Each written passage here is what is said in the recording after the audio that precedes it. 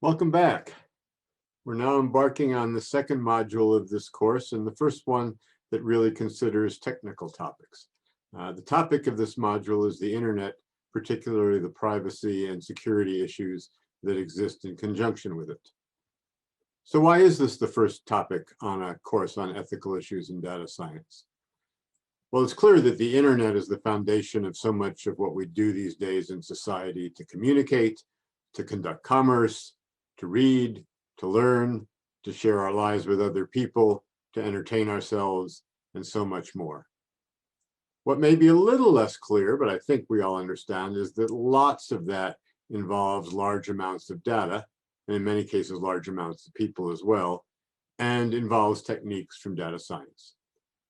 Conversely, most, if not all, of the issues in privacy and security in the area of data science are rooted in the internet. And clearly, privacy and security are at their heart ethical issues. So it makes a lot of sense that this is the first topic that we'll be talking about. This module will have 3 parts, 3 different lessons. The first one, this one, will give some brief background on the internet and the main capabilities that have been built on top of it. A lot of this is historical. The history is still fairly short, and the history is pretty relevant to understanding what we're dealing with today. The second part, the second lesson, will be on privacy. This is the longest of the 3 lessons.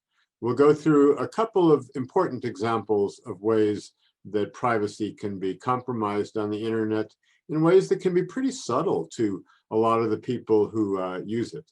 We'll then conclude that lesson with a legal side, the concept of the right to be forgotten, which is an example of where legal issues are looked at quite differently in different parts of the world.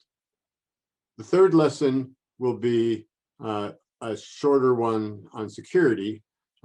It's really hard to have many weeks go by without hearing about some issues in internet security. To do that justice, one has to do a whole course, and there is a whole course on security in this data science program. But in this, we will concentrate on giving some sense of particularly the ethical issues that you as data scientists need to face in terms of internet security. First, as we do in every lesson, back to our virtual backgrounds. As I record this, I don't have any way of knowing how many of you were able to identify the virtual background in the last lesson. It's a place called Kanyakumari, which is at the very southern tip of India. Kanyakumari is considered to be the place where 3 major bodies of water come together: the Bay of Bengal to the east, the Arabian Sea to the west, and the Indian Ocean to the south.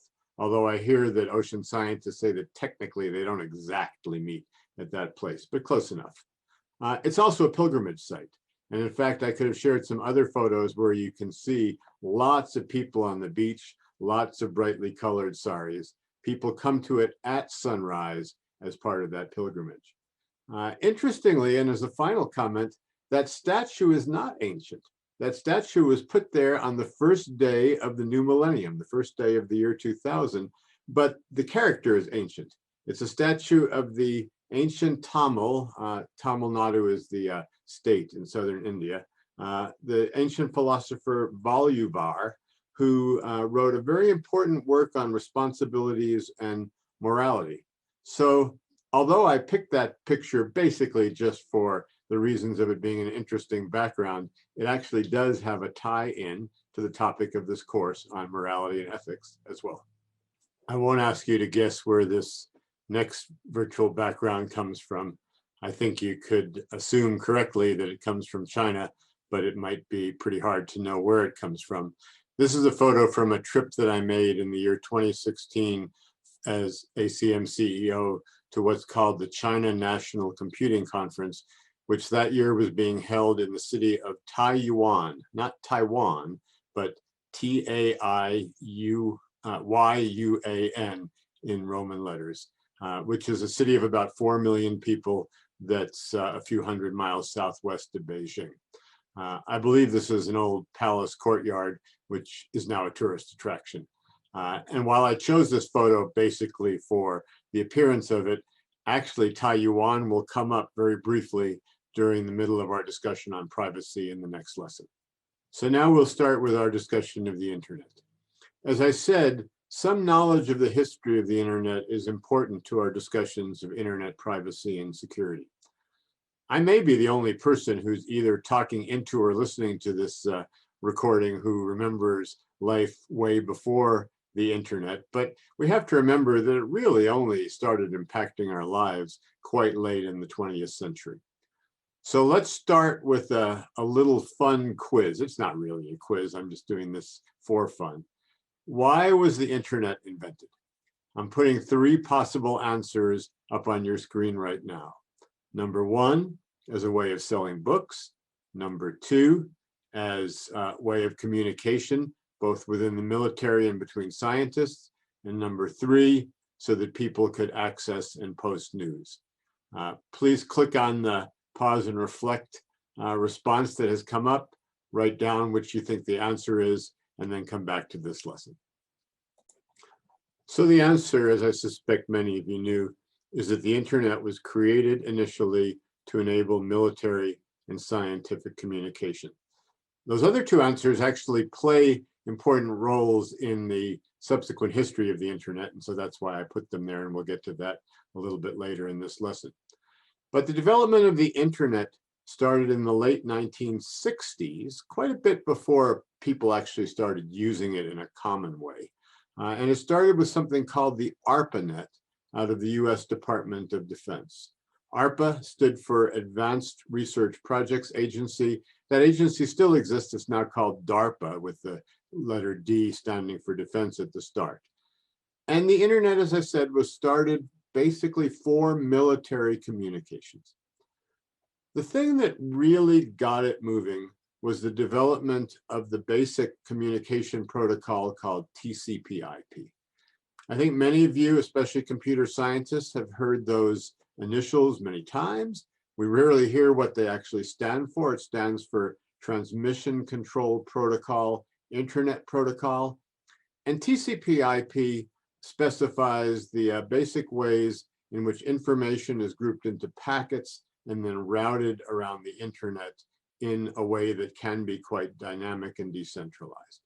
And this was what really enabled the internet to get going once it was adopted, once TCP/IP was adopted by the ARPANET in 1983. By the way, for some personal or people background about the development of the internet, TCP/IP was developed by 2 people named Bob Kahn and Vint Cerf, and they tend to be credited as the creators of the internet. I've had the pleasure of interacting quite a bit with each of them over the years, very talented people, both born roughly 80 years ago from when I'm recording this in the year 2020, and both still very active in technical matters. So what did that first internet allow people to do? It allowed 2 parties, both of whom knew that the other one was part of the ARPANET, to communicate, either to share data files or to share messages, communications. A crucial thing you have to realize is that in that framework, there was absolutely no consideration of privacy and security, because this was pretty much a closed, honorable club. Everybody knew who else was going to be on it, and nobody was going to be on it for any sort of malicious reason. And so again, no consideration of privacy or security built into Internet 1.0. Well, you'd probably say, if you know how software products go, that's fine, we'll build it in when we get to Internet 2.0. Well, what's the problem? There has never been an Internet 2.0.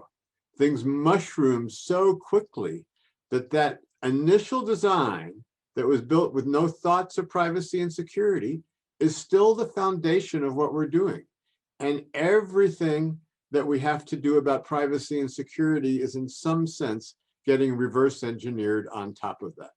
As an aside, at one point a decade or 2 ago, the National Science Foundation started a major project that in some sense was an effort to design Internet 2.0, but practically that just wasn't going to happen. There's no way that you can undo everything and start with a new foundation. So what's happened since then? Since that rather focused beginning, the internet has become something that's used throughout the world in at least three fundamental ways: to find information, to conduct commerce, and to provide information. So let's look at a history of the major capabilities of the internet that have led us to that much broader use of its capabilities. The first, and I'd say most fundamental part that we'll talk about, has been the development of browsers, web browsers, and with them, the whole concept of the World Wide Web. That's really what opened up what we think of as the internet today. On the screen now, you'll see the progression of where they were developed. The first one, called Mosaic, then transformed into Netscape in 1994. That was really an academic product. Then Internet Explorer, which came on already in 1995, Mozilla in 1999, Safari in 2003, Firefox in 2004, and Chrome is still pretty recent. It debuted in 2008. So what have web browsers allowed? Over time, they've allowed people to have access to huge amounts of information at their fingertips in a way that either was formerly not available at all or was available through only indirect and very time-consuming means. So this includes news, weather, maps, the sorts of information you used to get in encyclopedias. Initially, all of it print information, but as bandwidths increased, now commonly, of course, audio and video information as well. The second aspect, built on the capability of web browsers, is the ability to conduct commerce online. That started with Amazon, and Amazon, as you may or may not know, started as an online bookstore, an online bookseller. That's why I had that as one of the answers to that little quiz. Although Amazon quickly branched out to become a much bigger seller. Amazon was joined very quickly, 1 year later in 1995, by eBay. And then pretty soon, lots of retailers decided to establish e-commerce sites. At the beginning, that was considered pretty avant-garde. Of course, not that many years after, it became a necessity for any retailer. And then perhaps the biggest change of all, and I'll say why I think this is the biggest change of all in a moment, is the advent of social networks. These started with LinkedIn in 2002. Again, these are appearing on your screen now. In Facebook in 2004, Twitter 2006, Instagram 2010, Pinterest also 2010, Snapchat 2011. One of the most recent is TikTok in 2017. And of course, there's plenty more besides that.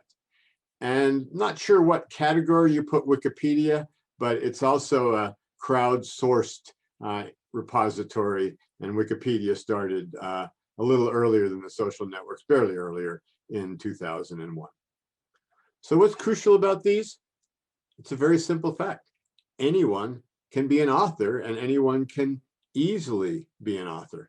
Now, web browsers already contributed that capability, but at the outset, at least, you had to be pretty technical to be an author, and you might have to be connected to people who knew how to not only create web pages, but post those web pages. Whereas in social networks, you can very directly be an author. And when you think about it, that's a profound, not just technical change, but societal change. Because ever since the advent of written language, producing information was something that was very privileged and very tightly controlled, initially by the clergy, and then by people who published books and magazines and newspapers, and you had to submit something to get it published if you wanted to do that. Now anybody can publish, and that is sometimes considered one of the real revolutions in human history. Getting back to what we're going to be discussing for the remainder of this module, let me just reiterate the fact that none of this was based or built on a platform that was designed with privacy and security in mind. So there have always been significant liabilities of the internet in terms of privacy and security, and that's what we'll be talking about for the remainder of this lesson. Let me finally say that basically all of the lessons for the remainder of this course will be built upon a number of either short readings, generally from mass media, magazines, newspapers, and sometimes videos, things like TED Talks. And so you can choose to do one of two things. You can either read those in advance, they're listed, or they're brief enough, I should say, that I'll also give you the opportunity to just pause and read or view them during the lesson if that's the way you prefer to do things.